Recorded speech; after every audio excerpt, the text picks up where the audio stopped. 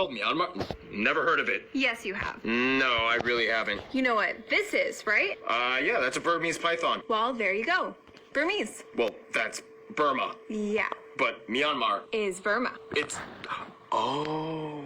Oh, by the way, guys, this is Caleb's wife, Jillian. Say hi. Hi, guys. I was looking for this. Hey everybody, I'm your host Barbs. Welcome to Southeast Asia's tenacious older sister. She likes to do what she wants and don't tell her to change anything. Unless if it's her name, then she's totally down. Over the years, Myanmar has gone through quite a few interesting chapters, and it all begins in the humid rainforest of the Irrawaddy River. Let's begin. Myanmar, or Burma, is pretty much the bridge that links the Indian subcontinent to China and Southeast Asia, and it's interesting to see the role that they play in the geopolitical atmosphere. First of all, the country is located in Southeast Asia, bordered by 5 other countries with a coast along the Andaman Sea and broader Bay of Bengal. They even have a long slice of the Kra Isthmus, part of the peninsula that is shared by 3 countries. Here, the southernmost mainland area, Kautong, can be found. However, on the coasts, the country has over 800 islands, and the territory extends further south. The southernmost point is here, Island. If you go just a bit north, though, the largest island, Kadan Kyun, is located. Keep in mind, these small islands, known as the Cocos, just off the Andaman Islands belonging to India, are also Myanmar's territory. The country is divided into 21 administrative divisions. This is where things get a little tricky. First, there are 7 states and 7 regions. They are considered equivalent, and the only distinction is that the states typically have an ethnic minority, whereas regions have the largest majority group, the Bamar Burmese people. Within these 2 areas, the Shan State and the Sagaing region, 5 self-administered zones and 1 self-administered division exist. These are kind of strange areas that are led by a chairman nominated by the armed forces. It's kind of confusing. Finally, the newly moved and constructed capital of Naypyidaw, the 3rd largest city in the country, acts as its own union territory. The largest city is actually Yangon in the south, which was the capital for the longest time. It even holds the largest international airport, Yangon International, as well as the largest seaport, the Myanmar Port Authority. Otherwise, the 2nd largest city is Mandalay up north, which was also the last royal capital, and the 2nd busiest airport as well lies here, Mandalay International. Whew! Apart from all that, Myanmar actually has a pretty well interconnected rail system that goes to virtually every corner of the country. The vast majority of the people live along the Irrawaddy River and river delta that flows into the ocean to the south where Yangon lies. Fun fact, the capital, Naypyidaw, which means the abode of the king, is actually a young planned city. And it's funny because there's no official reason as to why the city was built. Some people might say things like, oh, it was built further up north to centralize the seat of legislation and give stability to all states and regions. Nah, we built it to avoid cyclones. Come on, safety first, you know? No, Yangon was too crowded, and they just told a bunch of people to get out and move there. Actually, it was a passion project by this guy, and he used a series of lucky numbers and fortune tellers to determine the area it should be built on. well, either way, at over 4,800 square kilometers in size, it's huge, but in return, it has a pretty low population density, and it has this eerie-looking empty 20-lane highway. And speaking of places that stick out in Myanmar, some spots of interest you might want to check out if you visit might include the Inwa Ruins, the Pagoda of Holy Snakes, the 2nd largest bell in the world, this large reclining Buddha, the Shwanan Da Kyung Temple, Yang Ohak Jungle Temple Village, this temple in Mandalay, the world's largest book carved in stones, Bogyoke Market, Taochan War Cemetery, the Independence Monument, the Golden Rock, Shwegadon Pagoda, and probably the most famous landmark, the ancient city of Bagan with over 2,200 temples. You can even ride hot air balloons and observe it from above. Absolutely breathtaking. Of course, one reason why they are so breathtaking is because the buildings are surrounded by lush vegetation all over the country. Now, in the best way I can put it, if you look at Myanmar's layout physically, it kind of looks like a spilling bowl. Let me explain. The country is basically surrounded on all sides from their neighbors by various mountain chains.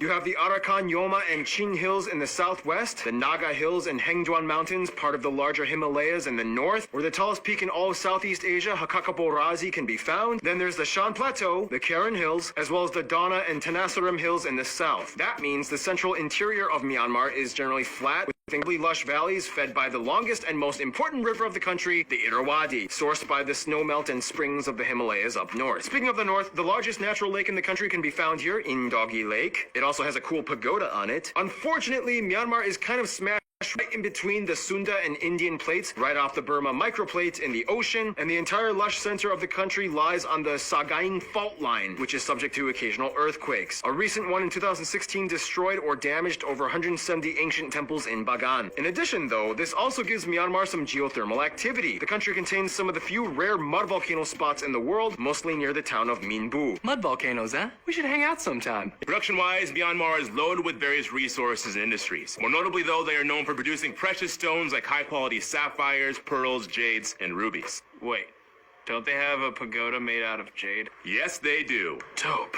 And the country alone supplies about 90% of the world's rubies, mostly found in high concentrated deposits around the north area of Mandalay. The country has an incredibly diverse flora and fauna, over 300 mammals, including the famous Burmese white elephant, 100 bird species, including the national bird, the peacock, and 300 species of reptile. One interesting side note, Myanmar is part of the broader region known as the Golden Triangle. In a nutshell, this is basically the largest drug production region of Southeast Asia. Most of it lies in the Shan state. To this day, Myanmar is actually the largest producer of methamphetamines in the world, used for both medicine and illegal recreation. In addition, they are also the second largest producer of opium after Afghanistan.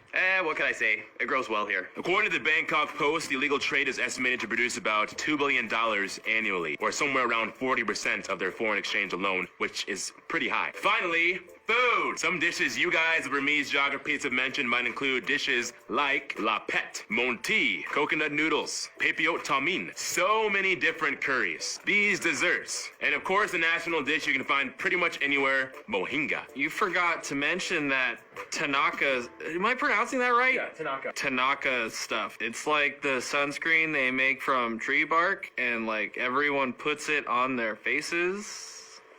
Yep, that too.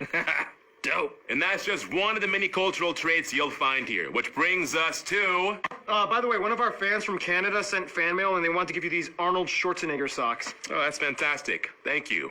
I'll be back. Now, Myanmar's people are honestly some of the most fascinating in the world because there's over 130 ethnic groups in the country. Each one kind of retains some kind of unique trait untouched by contemporary values. First of all, the country has somewhere around 56 million people and has one of the lowest energy consumption rates per capita in all of Asia. Out of the many ethnic groups, the largest ones are the Burman or Bamar at about 68%. Next are the Shan at about 9%, the Karen at about 7%, the Rakhine at about 4%, and the rest are made up of the remaining 130 groups with a noticeable Chinese and Indian community. For their currency, they use the chat. Yes, in Burmese romanization, KY makes a ch sound. They use the type C, D, F, and G plug outlets, and surprisingly, even though they were a former British colony and some of their neighbors like India and Thailand drive on the left side, they actually drive on the right side of the road, but it's weird because most of their cars still have right-hand side steering. Now, before we go forward, let's clear something up. What is the title you give someone from Myanmar? Why, thank you for asking, Ken. Most people from Myanmar are Burmese, which is just another name for the Bamar majority people group. This is also why the country was called Burma in the past. However, not everybody in the country is Burmese ethnically, so if you meet somebody from Myanmar that is not Burmese, you can call them by whatever group they belong to, like the Karen or the Shan, or if you really want to play it safe, the general title for anybody from Myanmar is Myanmar. But wait, then what is the language they speak in Myanmar? Wow, you have such inquisitive pep today, Ken. Thank you for asking as well. They speak the language of the majority group Burmese. The Burmese language is a unique tongue unrelated to any of their neighbors. Linguists say that maybe it's a distant cousin of Tibetan, but for now it's kind of its own thing. And it's written in a strange, weird script that looks like alien bubbles. You could stare at it for hours. We should hang out sometime. Faith-wise, the country is predominantly Buddhist at somewhere around 88%, most adhering to the Theravada branch of teaching, and Buddhism plays a huge role in the culture. You see it literally everywhere. Monks, temples, pagodas, statues. It's incredibly Buddhist. Nonetheless, about 6.2% are Christians, mostly among the Kachin, Chin, and Kayin peoples. Islam is practiced by about 4%, mostly by the Kamen, Pante, and Pashu Malays, and also the most notable one that makes up the news articles, the Rohingya. In regards to the Rohingya, yes, I know it's a very messy, tricky subject to cover, and that would take way too long to explain in this episode, so I made a whole other video for you guys to use as context. Check it out. Otherwise, let's move on. Came prepared for this one. Yes, I did. Otherwise, Myanmar kind of has a long history of keeping things to themselves and maintaining their own way of life, minimizing outside influence. I mean, they are one of the only 3 countries that doesn't completely, at least, use the metric system. Yeah, we're still in it together, guys. Woo! Today, they still use the traditional Burmese measuring units in many parts of the country, which are hard to explain explain. For example, a lan is 6 feet long, a ngase ta is 1.8 pounds, a la mu is 2.7 fluid ounces, and so on. And in 2013, the country's Minister of Commerce announced that they would prepare the country to adopt the metric system over time. It's like... I think you're going. Oh, no, you're coming over here.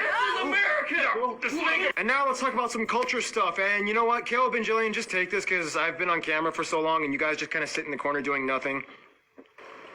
Oh, yeah, okay. Culturally speaking, there are too many things to list with the various ethnic groups of Myanmar. You have things like The silver jewelry of the Jingpo people, flowery headdresses of women from the Lisu Hill tribe, the Kaya people and their sashes, the Mon people and their music, the Austronesian Moken people, the Rakhine and their coastal flair, the Shan and their cuisine and costumed performances, the Pa'o and their fire rocket festival, the Wa people and their water buffalo sacrifice tradition, and the Taron people. There are only about 5 left in the world and they average around 4 feet tall. and finally, you've probably seen pictures of the famous Padang people. With their brass-ringed, long-necked women that stretch their collarbones to give off the image of a long neck, traditionally seen as a sign of beauty. Some nationwide shared aspects amongst the people might include things like Chinlone, considered one of the nation's sports. It's like a wicker ball hacky sack type of game with 6 players. there's also Letwe. It's like Muay Thai, but even crazier because you can use your head when fighting.